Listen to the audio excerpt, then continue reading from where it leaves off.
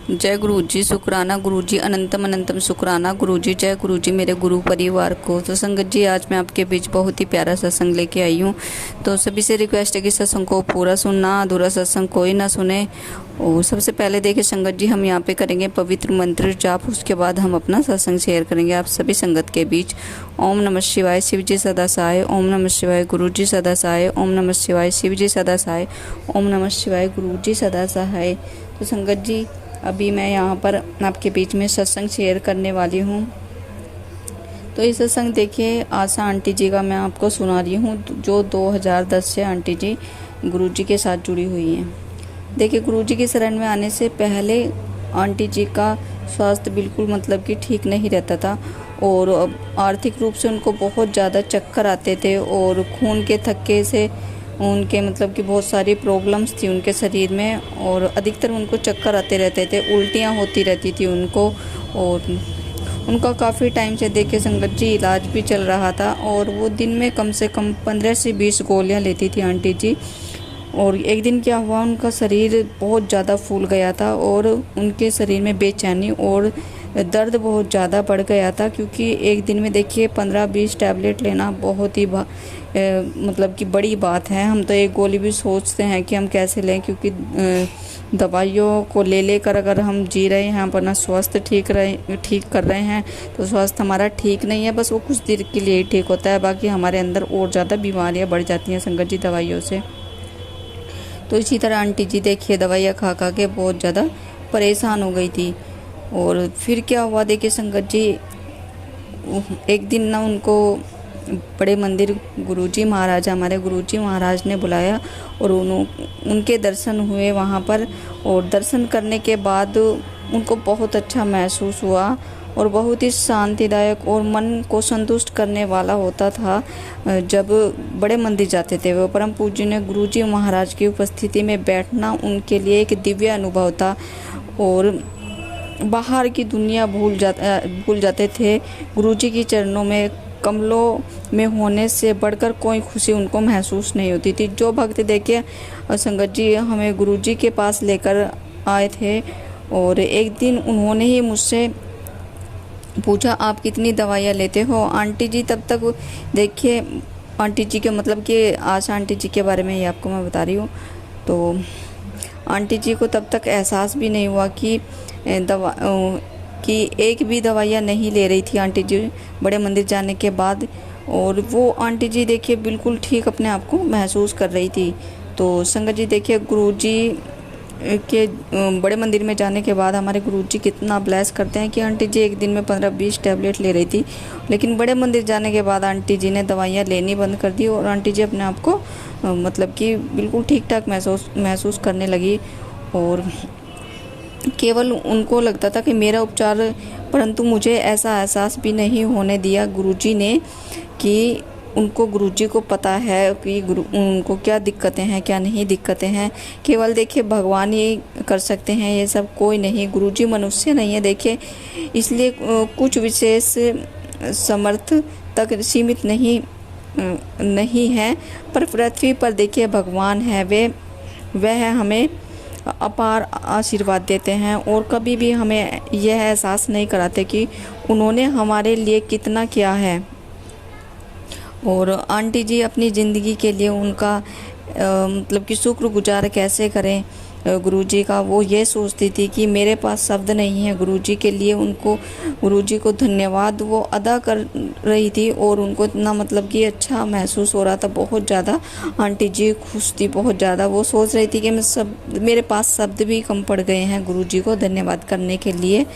और हृदय की गहराइयों से गुरुजी को धन्यवाद करती हुई अपना आंटी जी ने सत्संग बस इतना ही सुनाया। और देखिए आंटी जी का सत्संग बस अब मैं यहीं पे विराम करना चाहूँगी। उससे पहले मैं आप सभी से बोलना चाहूँगी, देखिए हमारे गुरुजी बड़ी बड़ी बीमारियाँ देखिए संगत जी ख़त्म कर देते हैं, चाहे वो छोटी बीमारी हो चाहे बड़ी बीमारी हो। लेकिन जब कहते हैं ना कि गुरुजी जब देते हैं तो छप्पर पहाड़ के देते हैं, और जब हमारी बीमारियाँ करती है तो हमें पता ही नहीं चलता, धीरे धीरे संगत जी हमारी बीमारी किस तरह से ख़त्म होनी शुरू हो जाती है। बस एक देखिए विश्वास की ज़रूरत है, हमें गुरुजी पर सिर्फ विश्वास ही करना चाहिए, और जहाँ विश्वास है है वहाँ सब कुछ होता है, जहाँ सच्चाई का रास्ता होता है वहाँ सब कुछ होता है। बस हमारे गुरुजी महाराज कहते हैं कि तुम सच्चाई का साथ दो, मैं तुम्हारे साथ हूँ। बाकी गुरुजी को किसी चीज़ की ज़रूरत नहीं है अपनी संगत से, बस प्यार की ज़रूरत है, भाव की ज़रूरत है। देखिए संगत जी, और सच्चे भक्तों की ज़रूरत है, क्योंकि आज के टाइम में सच्चे भक्त बहुत ही कम हैं। आप सबको पता है कि ये कलयुग चल गया है संगत जी। तो बस हम तो यही कहेंगे सभी संगत को, और जो भी हमारे सत्संग सुनते हैं, कि ज़्यादा से ज़्यादा हमारे सत्संग शेयर करें और सच्चाई के रास्ते को चुनें सभी।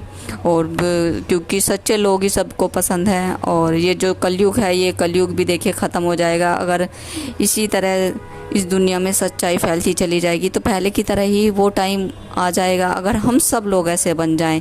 क्योंकि पहले का टाइम देखे संगत जी देखें और अब का टाइम देखें तो धरती आसमान का फ़र्क है।